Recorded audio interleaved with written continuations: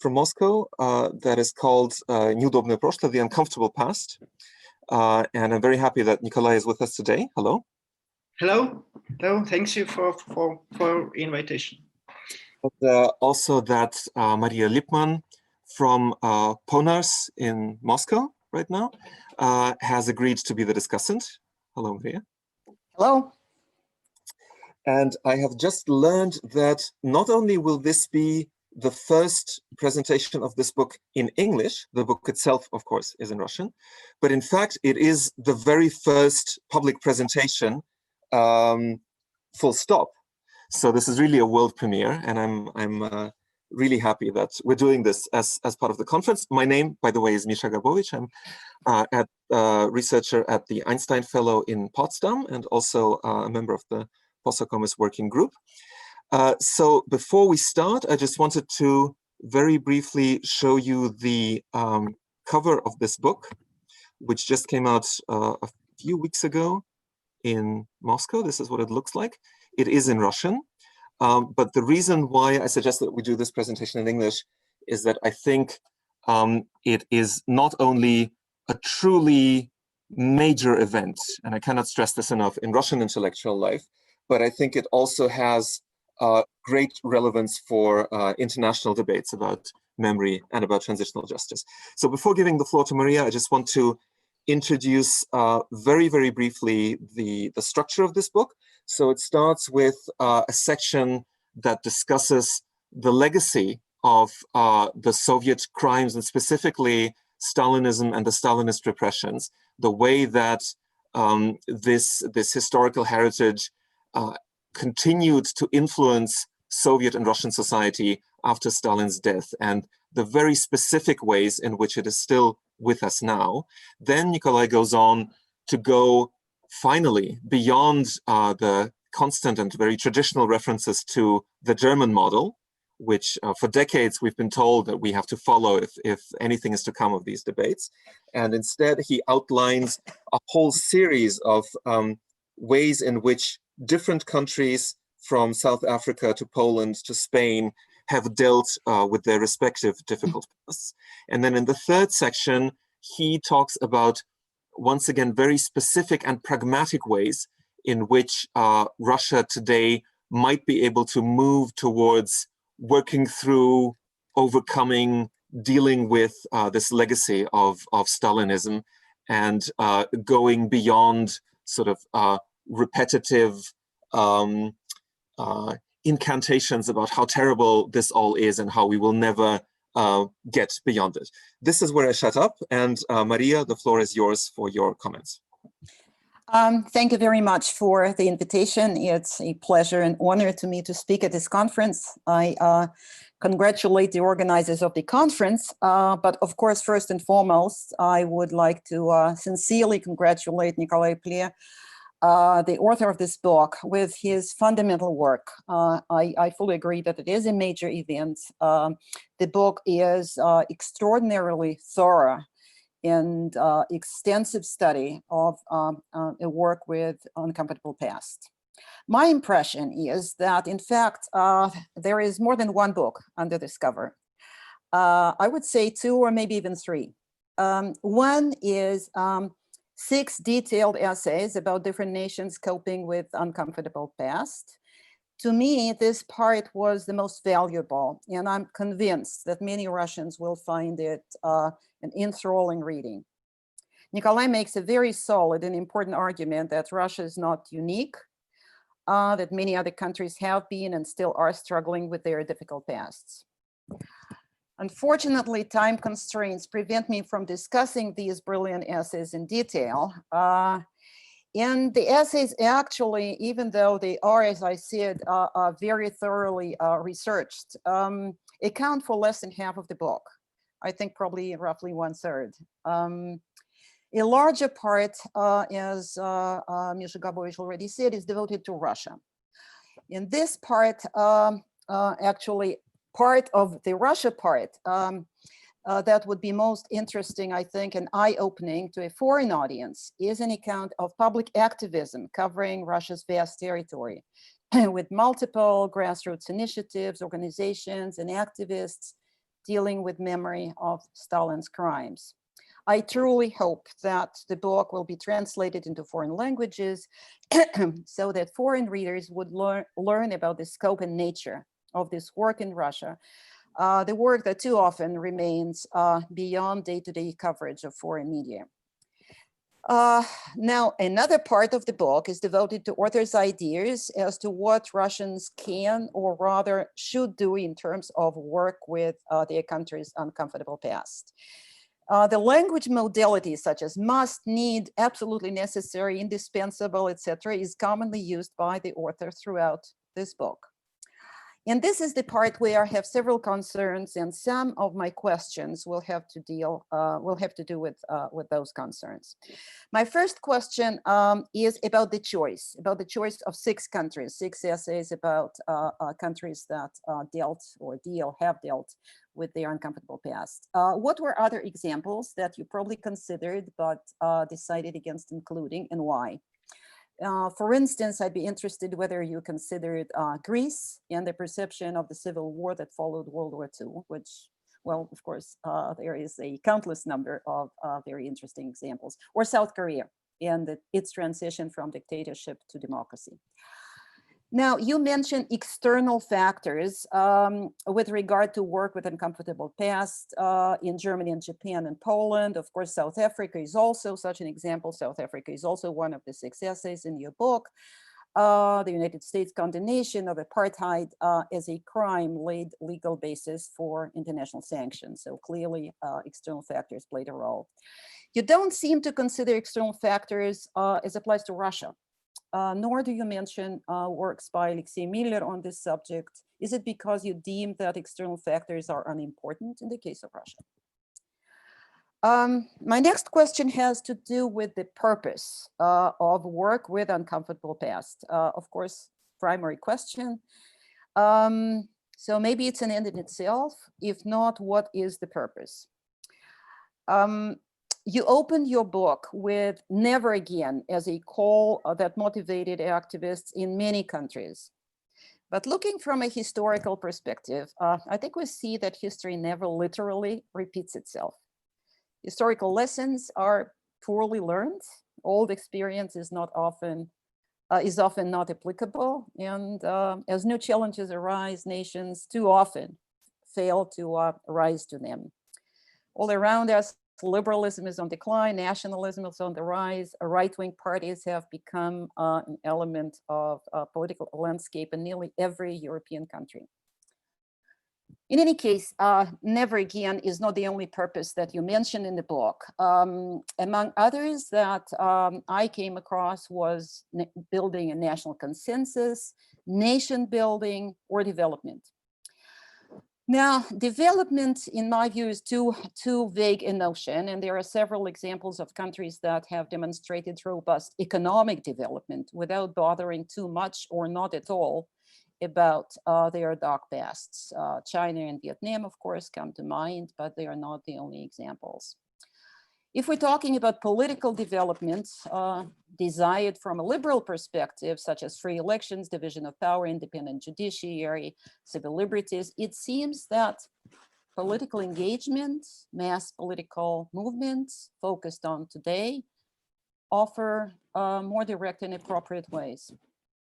Russia is an example of a noticeable rise of memory activism, and you write convincingly and at length about that. But Russia also, at the same time, is an example of even more noticeable shift to a repressive gear. So on the other hand, pockets of political engagement or opposition activism in Russia may be scarce, but it would be wrong to say that we have none of those.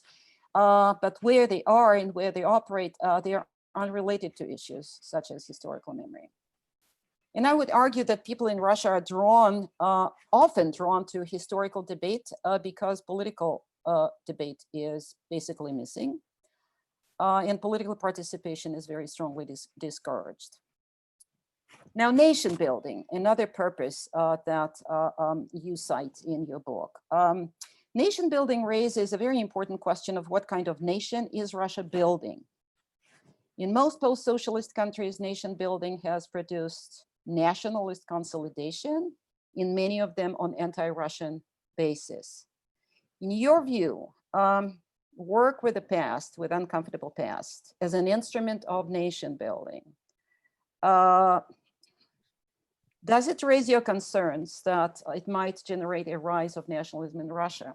The idea that ethnic Russians suffered the most during Stalinism, but their suffering is least recognized, is not uncommon in Russia. Now, the prosecution of Yuri Dmitriev, a prominent memorial activist on trumped-up charges, is a highly alarming development, unfortunately not the only one. Concern about civil liberties implies that all activists should be free to operate and convey their message to a broad public.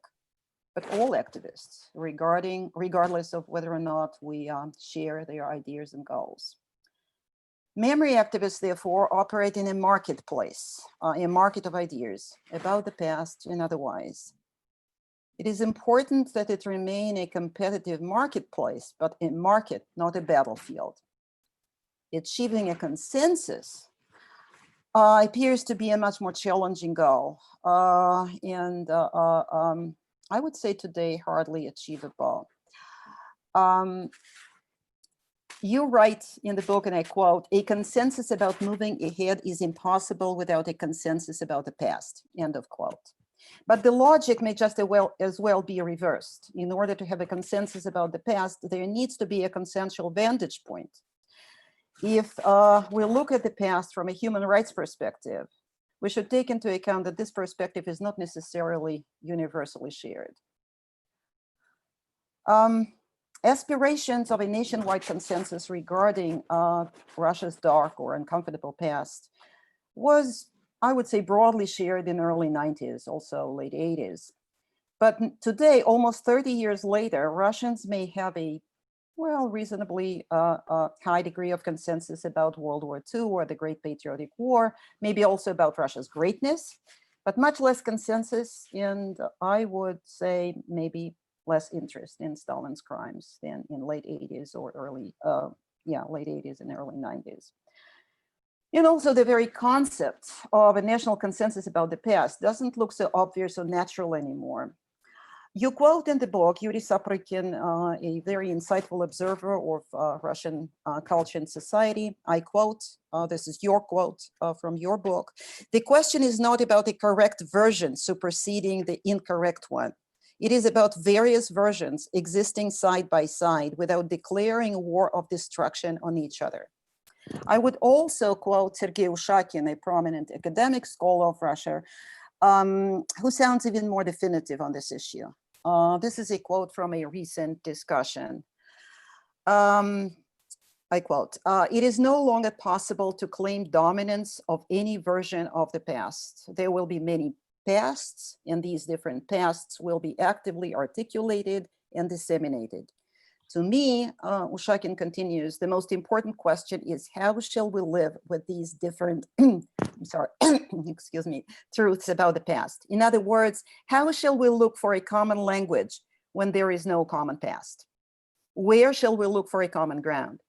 Or shall we all retreat to our cultural autonomies where one can nourish and cherish one's own group's version of history with which one wants to live?" End of quote. Russian historian Alexei Miller, who has for many years studied politics of history, has written lately, and I think also spoke about it at this conference yesterday, on increasingly antagonistic memories that divide nations.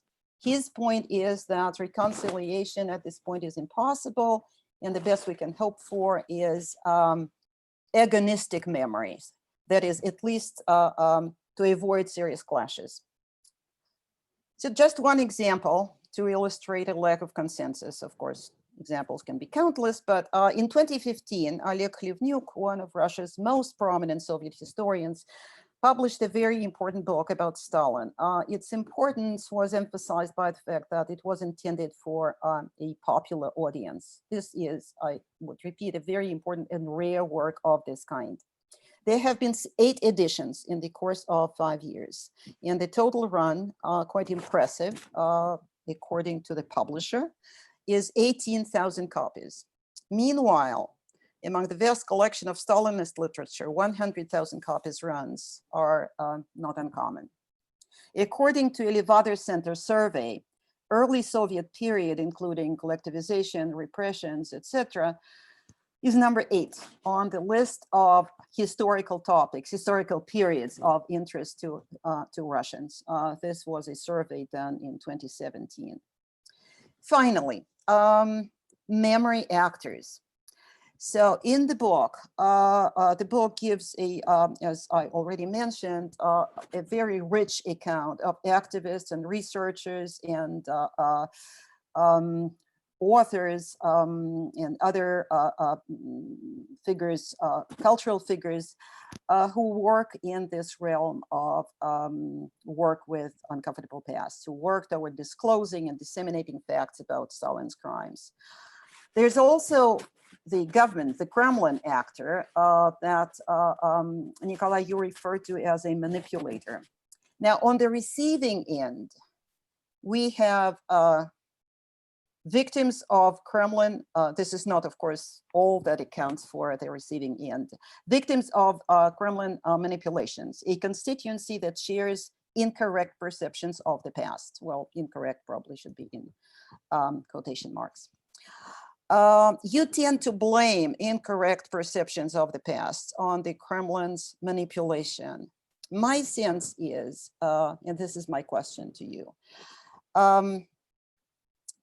maybe you overstate the role of the government, of the Kremlin. Today's government is not ideologically coercive compared to the Soviet Union. And as you show in your book very convincingly, the Kremlin is even relatively permissive toward memory activism. Why then are people so responsive to the government manipulations, or call it propaganda, or call it just a message? Maybe because the Kremlin taps into pre-existing perceptions. Maybe this is something that people believe or want to believe. And my last question to you is, in your view, who are the non-state competitors of anti-Stalin memory activists? To use the term employed by Marlène Laruelle, who are those ideological entrepreneurs operating on the Russian memory market? Thank you. Before I give the floor to you, Nikolay, just one technical announcement for everyone who's listening. Most of you know this already, but if anyone is joining us for the first time today, as attendees, we cannot see or hear you. Nevertheless, you can, of course, ask questions or comment on what we're saying, but I would ask you not to use the chat function for that. So if you have a question, then you're very welcome to start typing it in right now, but please use the Q&A window at the bottom of your screen, not the chat function, because the chat is very distracting to us. And at the end of our session, we will have some time for Nikolay and maybe Maria to answer your questions. So, Nikolay, the floor is yours. Maria, thank you for your interest and for your questions. They're really serious and rather difficult. I'll try to answer them using not so much time that we have now, but I'll try to do my best. The first one is about the selection of countries. Why these cases? And I repeat that it is Argentina, Spain, Japan, Poland, Germany, and South Africa. I was constrained by the format. It should be just a chapter in a book for a rather wide audience. So I should I had to find just a small number of cases which could be more to demonstrate the possibly complete picture of what do we have in the world. And Argentina is interesting because it stands in a way for Latin American cases. They have many similar, and they are all very important. Spain is a very interesting case, and which is very rarely and very bad described in Russian popular sphere. And it is a case of the country which is divided by its past, and this division stands for decades, and it is still relevant. The South Africa, also totally unknown in Russia. It's very interesting because of its unique example and very important for other countries, example of this ideology of reconciliation. And it's important because of its Truth and Reconciliation Commission, which was model for many other countries. So I cannot, I couldn't not to mention this case. Poland is an example of post-communist, post-socialist country, which has many similar problems with Russia, and it's close for Russia. Germany, I think it doesn't need explanations, but for me it was interesting. Described not the German case itself, but its dark sides, its difficulties, because we're very well known, we're very well informed about German case as an example, as a good example, as the perfect example, as the champions of memory. But for Russia, I think it is much more interesting to trace difficulties and faults of this case. So I was trying in a way to concentrate on these difficulties. And Japan is a case from Asia, because it's a quite common argument that Russia has its own unique way. It's not totally belong to Europe. So European Western scenarios are not applicable to Russia. So we're partly belong to Asia. So we have everything is very unique. So it's an example that Asian country could have very similar problems. Okay, it is westernized, but it's another conversation. So of course there are many interesting cases like Greece, like Rwanda, like Vietnam, but I was constrained by the former. Next. About external factors described by Alexei Miller, and because I know about his conception, this theme of contradictory memory, of agonistic memory, but for me it was maybe, I thought that it is more important first to describe the basic position which we have, the memory wars and contradictions between countries, between these memories, is in a way the next step of describing the picture. So it's next level, and as you correctly mentioned, it is now rather 3 books in one. So I I tried to be not to build too complex constructions here. So for me, it was more important to describe the landscape, the situation of memory in Russia and in other countries, and description of controversies between memories. I think it's next level. Of course, it's part of the answer, but still.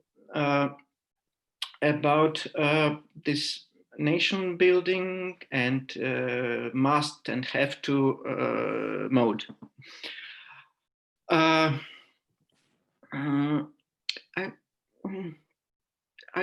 not sure that I didn't want to write an instruction or to describe a Russian model as it should be. And I'm in great debt to Misha Gabovich's book and collection of essays, Replicating Atonement, with its main idea of this book, that there is no such thing as national model. It is rather a myth, and all national cases are rather unique, and it's rather dangerous and incorrect to concentrate on national models and to construct national models.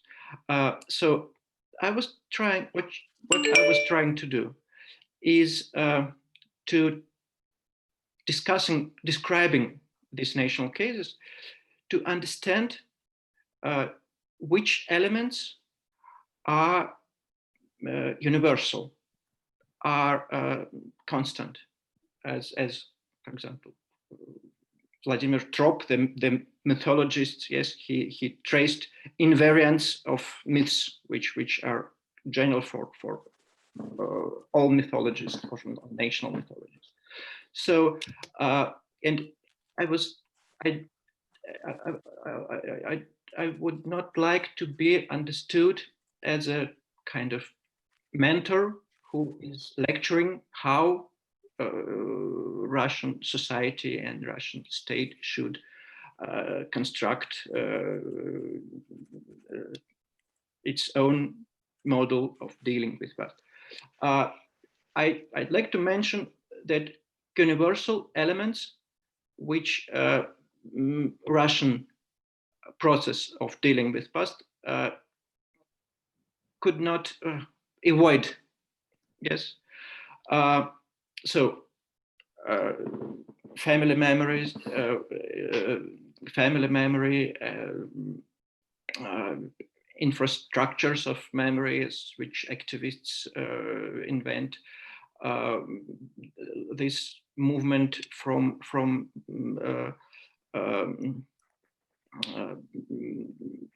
blame to the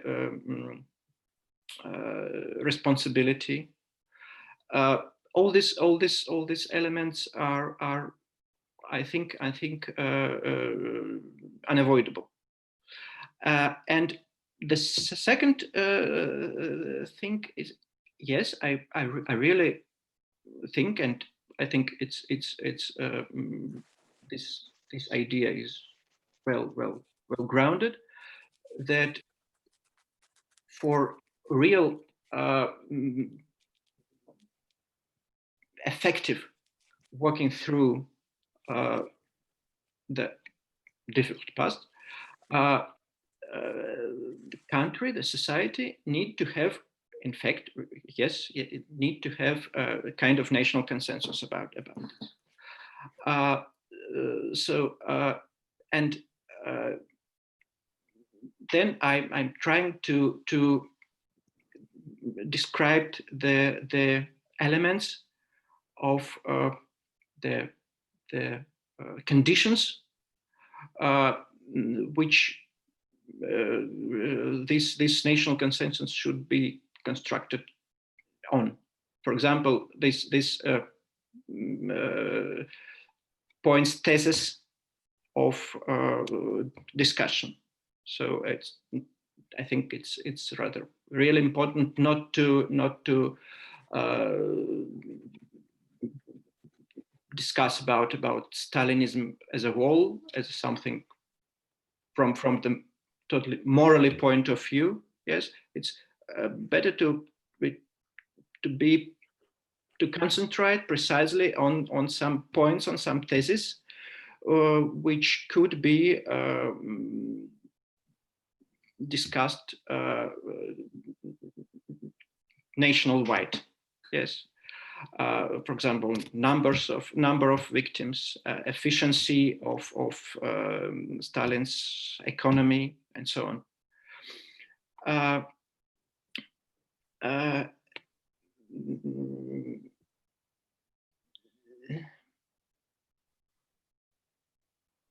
So it's maybe short answer, but we can specify if you want.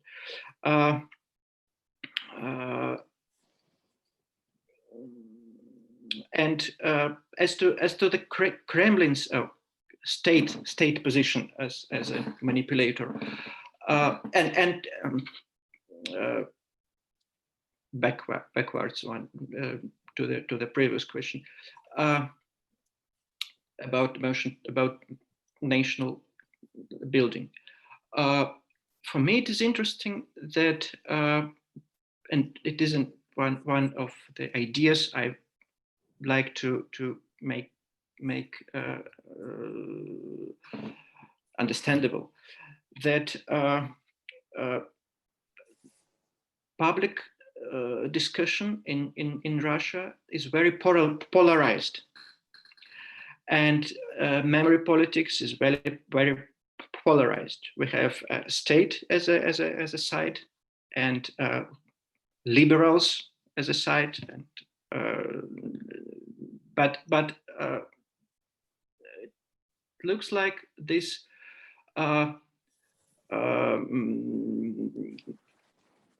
position about Stalinism and Stalinist repressions could be it could be consensus for all parties. It's consensus grounded on the just easy grounded on the common position related to human rights. You mentioned the problem with universality of common rights. Yes, and it is in fact a great question. But I think the public discussion about Yuri Dmitriev is very interesting, because I think very different persons and different social forces are supported him. So for me, it is example that this position, which was written on the memorial in Sandermoh, people don't kill each other, do not kill each other. This could be a ground for such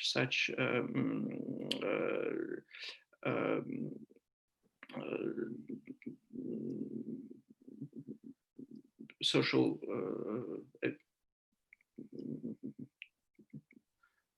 consensus. And it is interesting that state and Kremlin understand that this past could not be just forgotten. They cannot negate it. Yes, and this model, which I described as Tikhon Shevkunov's model, I think it's very, very interesting evidence that the state understand that this discussion, this theme is unavoidable. This model is, yes, there were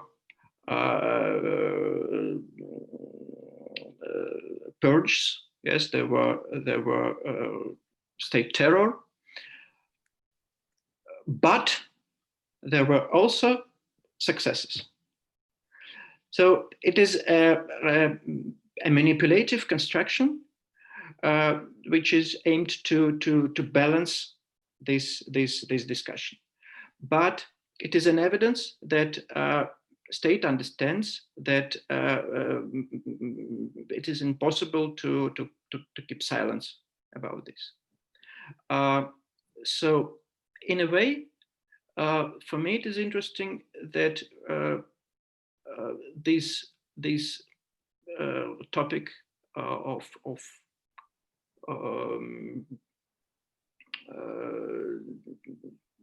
Stalinist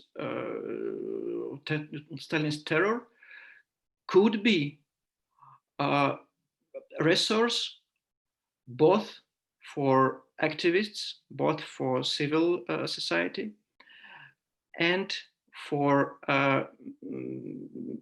politics of different sides of politics spectrum, to have a kind of consensus, because this memory is really vivid, and the hotness of the discussion is an evidence that is really still important. And those political players who want to be successful, who want to have support, should be interested in this resource,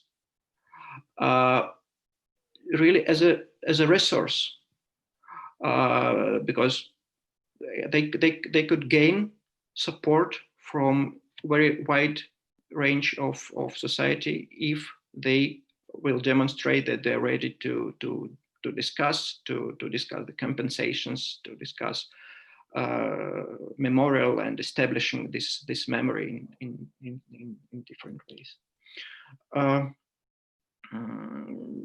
Maybe you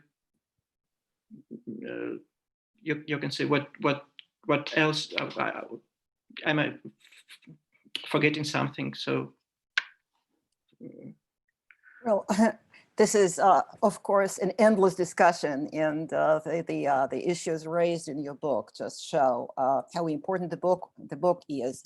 I'd rather not ask any questions right now, and probably Misha will have his comments. Well, because unfortunately, we only have about 20 minutes left for this endless discussion, and I do want to give people a chance to ask their own questions. So just as a reminder, if you do have a question, please do not use the chat. Please type it in the Q&A box at the bottom of your screen. We already have one question that came in there. If you don't want me to mention your name, you can tick the box to ask anonymously. And if you have a strong preference to ask your question live, then you can raise your hand by clicking on the hand button. And I cannot guarantee it, but if we have time at the end of the session, then I can allow you to speak. So maybe just before reading out the question that has come in, I do want to ask something of my own, and it's a vast topic, I know, but maybe just a brief topic. I was fortunate enough to read the book in manuscript, and this is something that we've already talked about a little bit.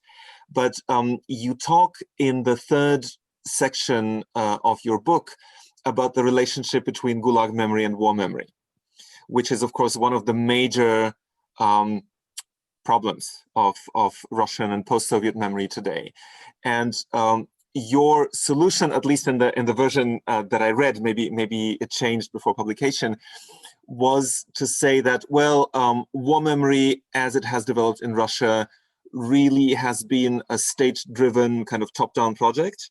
So we need to really develop a critical awareness of everything that is wrong with it and concentrate much more on Gulag memory. I know I'm caricaturing a little bit, but I think that was the gist of the argument. And as someone who's been working on war memory for many years, I would want to kind of qualify that and to say that, even though, of course, there has been a massive presence of the state in Soviet and Russian war memory, you cannot reduce it to that. And simply by looking at, numbers, we cannot just ignore the fact that the Second World War cost millions and millions and millions of people in the Soviet Union their lives. Now, this is made extremely complicated by the fact that at the time they were ruled by a bloody dictator, but it doesn't cancel the fact that this is something that is extremely relevant for family history. And of course, in addition, there are all these ways in which the state, but also other actors, have framed ways in which we can perform war memory. So I just wanted to bring this up briefly to ask for your current view of whether the extent to which war memory and Gulag memory need to be kind of locked into a zero-sum game, antagonistic memory, or whether it can be, more agonistic in the terms that that Maria has reminded us of, or even maybe multi-directional in the sense that in some ways, on some levels, we can think about both things in really compatible ways, in ways that can perhaps even reinforce each other. Thank you. And for me, maybe I'll first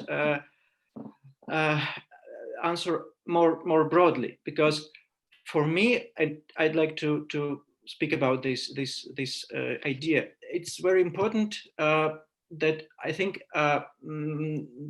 Russian the way of walking through this memory cannot be one-sided. Yes, because yes, this way of balancing sufferings with crimes with successes, it is a model of black and white model, and now the common argument that you cannot, those who speak about Stalinist crimes and so on, you want to make us penitent for all the period of Soviet history, and in fact, it is wrong. The problem is that we have complicated history, and in Germany, these 12 years could and should be described as a dark period. But 70 years of Soviet history could not be described just as a crime or just as successes. So this memory should be complicated. It should have dark mode and bright mode, and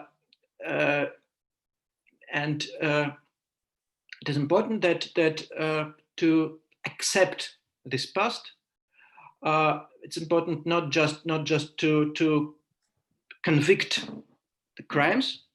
It's just one part of this exception. The other part is to have gratitude for those bright sides. And the case with memory about war is very important, because it is the pillar of state heroic memory, because it is in fact really it was a great deed of the Soviet people, and it is very interesting case. I described the war memory as a case interesting. It's a case of dividing. It is very important skill of separating here great deeds and bright sides from crimes. It was totalitarian. It were totalitarian elements in war history. It were elements of civil heroism. Yes, it is impossible to demolish this memory, and it is obviously wrong to demolish this heroic memory, but it could and should not be annihilated by its other side, this memory about the crimes. So it is very, very, very interesting model of dividing kind of preparation of this very vivid and important body of memory, which have dark and bright pages, dark and bright sides. So that is what important here for me. Maybe it's not really answer to a question, but it's what important here for me. No, it's a good beginning. So now we actually have a lot of questions in the Q&A, and I will read them out, but if possible, please be brief in your answers so that everybody gets to hear answers to the question. So Adam Strock is asking, Maria Lippmann mentioned ideological coercion, asserting that the current government does not engage in it, maybe less than in the Soviet Union. Would you consider an imposition by law of religious and cultural pluralism to be ideological coercion? That is, if we are, for example, forbidden by law to criticize a religion, see the law on the feelings of believers in Russia, or are forbidden in schools and the public square to assert one worldview as actually true and others as mistaken in one degree or another, or required to state that our own beliefs are only our own beliefs, rather than actually a matter of fact, is that not ideological coercion? So the question is can pluralism also be a form of ideological coercion? Who wants to answer that? Maria, maybe it's to you. Yeah, I think it was a question to me. And well, first of all, of course, I did not say that the government does not engage in ideological coercion. My point was that in comparison to the Soviet Union, of course, the government is much less coercive ideologically, and I don't think this can be disputed. Also, my point was not about religious freedom, and no question about that. I mean, this is not what the question is about, but persecution and prosecution of, for instance, just one example, but outrageous example of Jehovah's Witnesses shows that the government does engage in ideological coercion. So I was more focused on the issue of memory. And I would once again say that what Nikolay describes in the book as this vast field of work with memory in Russia, activists, researchers, organizations, dogged activists that work in their own regions, discovering fact, making them known, is so vast and actually rising, as Nikolay points out, that the government's role here, I don't think can be described as other than permissive, maybe not encouraging, but permissive. And this is what I had in mind. Now on, matter of fact, well, I would be very careful with the very issue of matter of fact as applies to perceptions. And we are talking about humanitarian issues, about when we talk about religious freedom, and especially about memory. We're not talking about history, and even historical facts is a tricky issue. But when we talk about memory, it's a reduction of history at best. So it's not about a matter of fact. It is about perceptions. And this makes this argument matter of fact, as opposed to your own beliefs. I don't think, frankly, that it is so meaningful. Thank you. The next question comes from Sergei Ehrlich, one of the co-founders of the post-Communist group. There are two main opposite communities in Russia. The so-called liberal minority believes that the main trauma of the 20th century is Stalin's crimes, including the starvation and Great Purge. The so-called patriotic majority believes that the main trauma is the fall of the USSR, when more than 100,000 people were killed during different regional military conflicts. Millions became refugees, tens of millions lost their jobs and savings.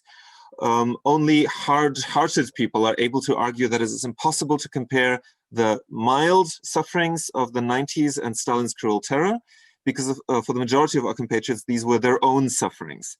Negating the traumatic experience of tens of millions of our contemporaries, we involuntarily play the role of useful idiots who help Putin's regime propaganda for free to mobilize the majority against so-called foreign agents who try to return the country to the chaos in the 1990s. Maybe the solution to that controversy is to unite both traumas in one common grand narrative. What do you think about that option? Thanks for the question. I think I deliberately not discussed the 90s as a trauma. It's important and it's very important thing which should be analyzed. And I know now historians are beginning to work with this team, with this subject, just as historians, because previously up to this moment it was not so distant and was rather analyzed and in media, in public discussions.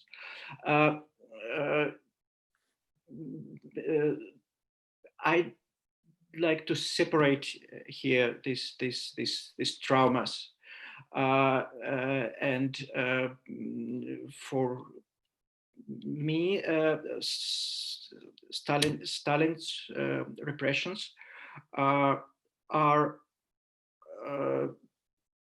distant enough, and we have enough facts to speak here about facts, and this conversation here is more possible, more feasible, and I even think that this discussion about this more distant trauma, if it is dealt correctly and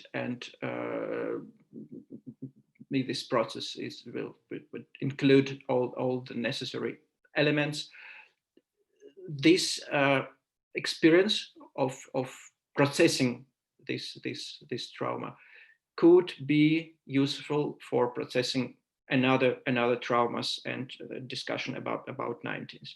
To connect this in one global, the entire narrative is dangerous, and it leads to confusion, I think.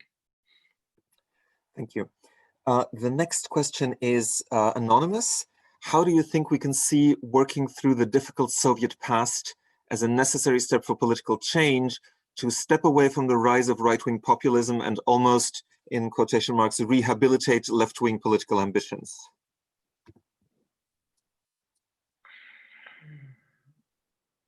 If this is not something that you feel you can answer right away, then just say so.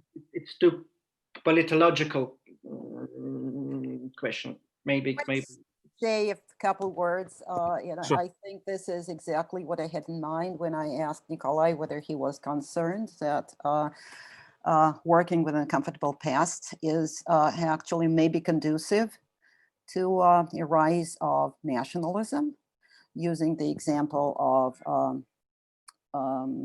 countries of Eastern and Central Europe, where this work with the past led to nationalist consolidation, and indeed in Russia, as I mentioned in my comments, this point of view that ethnic Russians were the most the part of the society that suffered the most, and this is the least recognized. And I think this is a very dangerous line of argument or emotion. And I think when Nikolay writes about the government's eclectic approach to the past, and it is an important point made by Nikolay in the book, I would argue that the government is aware of the danger of deeper polarization, and the eclecticism is not the result of the government not having a clear line of argument about the past. This also may be true, but also the government is primarily concerned about pacification, not reconciliation, but pacification of the passions, about somehow obfuscating the differences that the government is very well aware of existing. I think the danger of encouraging nationalism by an intensification of work with the past is real. Okay. Just maybe one note that yes, am I? Can I? Yes, we can go over by about 5 minutes, but no more than that, because unfortunately we need this account for the next session. Yes, I forgot to answer this note. Maybe this danger is overstressed about this, that this memory, that his discussion could be a resource for discussion about Russians as ethnos who suffered more than others. I'm not sure that it really could be a resource for rise of nationalism, because I know just one example. It is an Orthodox community by Father George Kochetkov. They are moving this discourse of penitence, and it is they who mentioned Russian suffering, and I'm monitoring this discourse very closely, and I see reactions to this discourse. It is really unpopular. So theoretically, abstractly speaking, it could be this narrative, but I'm not sure that it has in fact many supporters. Just. Okay, we have 2 more questions and theoretically only 1 more minute. I'll be quick. Another anonymous question. Nikolay, thank you very much for providing such an interesting and much needed launching pad for these ideas. I wanted to ask how we can understand the often polarized experiences and opinions on the collapse of the USSR and the transition that followed as yet another episode of a kind of contentious history for Russia. How does that contentious history of the 1990s interface and interact with the contentious episodes of the wars, purges, etc.? I mean, in a sense, you already answered that when talking about Sergei's question. It's dangerous and unconstructive to combine these topics. And the last question is from Oksana Myshlovska. Thank you for your talk. What criteria and frameworks for comparison did you develop to study the 6 case studies? How do you see the future of comparative work on transitional justice and reconciliation in the post-Soviet context and other better researched cases? Are the dominant transitional justice or reconciliation theoretical frameworks applicable to the post-Soviet cases? I was not making comparisons. In fact, as I told, I was trying to trace universal elements and just important elements of each of the cases. It was not a comparison in strict sense. Okay, thank you for the succinct answer. I'm really sorry that we only had 1 hour for this. We could have easily, I think, talked for 3 hours and more. But I have to say, I am extremely proud that the Posacomus conference hosted the world premiere of this book. Thank you very much, Maria and Nikolay, for taking the time to participate in this. Before we close the session, just a few reminders about our program. So, especially for those of you who don't know that this is part of a major 2-week conference, we now have 2 more panels on Holocaust memory. And then later today, we have another plenary session that I very warmly recommend, which is a theatrical performance, a theatrical reading by Artyom Zavadovsky from Moldova of a text called, a fragment from a text called Requiem for Europe. And then we take a 3-day break, and then the conference continues on Monday for another 4 days. And the first event on Monday will be another plenary lecture, this time by Heidi Grunebaum from South Africa, the University of the Western Cape, on post-colonial memory politics in Israel-Palestine, and we will have 1 Israeli and 1 Palestinian discussant. And then finally, I would like to encourage all of you very warmly, those of you who are members of the Memory Studies Association or are interested in joining, to also attend our business meeting at the end of our conference on the 1st of October, where we're going to talk about the group's future plans, projects, activities, etc. So thank you once again, Maria and Nikolay, and I hope to see as many of you as possible in the next sessions.